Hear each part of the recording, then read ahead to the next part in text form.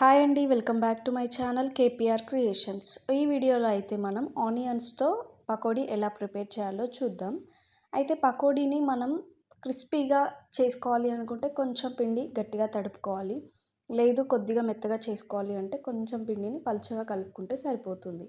First అయితే ఒక 4 పెద్ద సైజు ఆనియన్స్ని అయితే తీసుకోవాలి. ఆనియన్స్ అనేవి సన్నగా పొడువుగా కట్ చేసుకోవాలి. అప్పుడే పకోడీ అనేది టేస్ట్గా వస్తుంది. ఎందుకంటే లావుగా కట్ చేస్తే అది లోపల అనేది బాయిల్ అవ్వదు. సో ఇలా సన్నగా పొడువుగా కట్ చేసుకొని ఒక్కసారి అయితే వాటర్లో తీసి నీట్గా వాష్ చేసుకోవాలి. సో తర్వాత అందులో అయితే 2 స్పూన్ల బియ్యం పిండిని అలాగే 2 స్పూన్ల శనగపిండి 2 ఈక్వల్గా తీసుకొని తర్వాత దానిలో 1 టేబుల్ స్పూన్ పసుపు అలాగే రుచికి సరిపడా కారం, అల్లం వెల్లుల్లి పేస్ట్ అండ్ సాల్ట్ వేసేసి మంచిగా మిక్స్ చేసుకోవాలి. వాటర్ అనేది ఎక్కువ వేయొద్దు. వాటర్ ఒకేసారి వేసేస్తే అది మొత్తం మెత్తగా అయిపోతుంది. ఫస్ట్ ఒకసారి అయితే ఆనియన్స్తో సహా పిండిని అలానే కలిపేసుకోవాలి, వాటర్ వేయొద్దు. తర్వాత మనము దానికి సరిపడ వాటర్ అనేది కొంచెం కొంచెం వేసుకుంటూ కలుపుకోవాలి. మనకు ఎలా కావాలంటే అలా మిక్స్ చేసుకోవాలి. మెత్తగా కావాలి అంటే కొంచెం పలుచగా, క్రిస్పీగా కావాలి అంటే కొద్దిగా గట్టిగా కలుపుకోవాలి. అప్పుడు మనకు పకోడీ అనేది టేస్ట్గా వస్తుంది.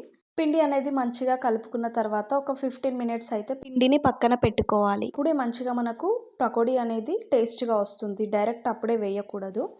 సో ఇలా మంచిగా బాగా మిక్స్ చేసుకొని మనకి ఏ కన్సిస్టెన్సీలో కావాలో అలా ప్రిపేర్ చేసుకొని ఒక 20 మినిట్స్ పక్కన పెట్టేసుకోవాలి. తర్వాత డీప్ ఫ్రై కోసం ఒక కడాయి పెట్టేసుకొని డీప్ ఫ్రైకి సరిపడా ఆయిల్ అయితే వేసేసుకోవాలి. ఆయిల్ ఎక్కువ వేస్తేనే మనకు పకోడీలు అనేవి మంచిగా డీప్ ఫ్రై అవుతాయి. సో దానికి సరిపడా ఆయిల్ వేసేసుకొని ఇలా మనం పకోడీలు వేసేసుకోవాలి. మీడియం ఫ్లేమ్లో పెట్టాలి. ఆయిల్ హీట్ అయ్యేంత వరకు హై ఫ్లేమ్లో పెట్టి ఆయిల్ హీట్ అయినాక మీడియం ఫ్లేమ్లో పెట్టి ఇలా మంచిగా బ్రౌన్ కలర్ వచ్చేంత వరకు వాటిని డీప్ ఫ్రై చేసేసుకోవాలి.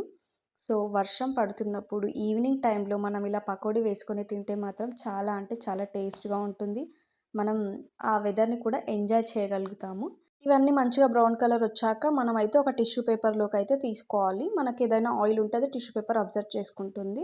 చూస్తుంటేనే నోరూరుతుంది కదా. సో వీటిని ఆనియన్స్తో పెట్టుకొని తింటే చాలా అంటే చాలా టేస్ట్గా ఉంటుంది. ఒకసారి ట్రై చేయండి.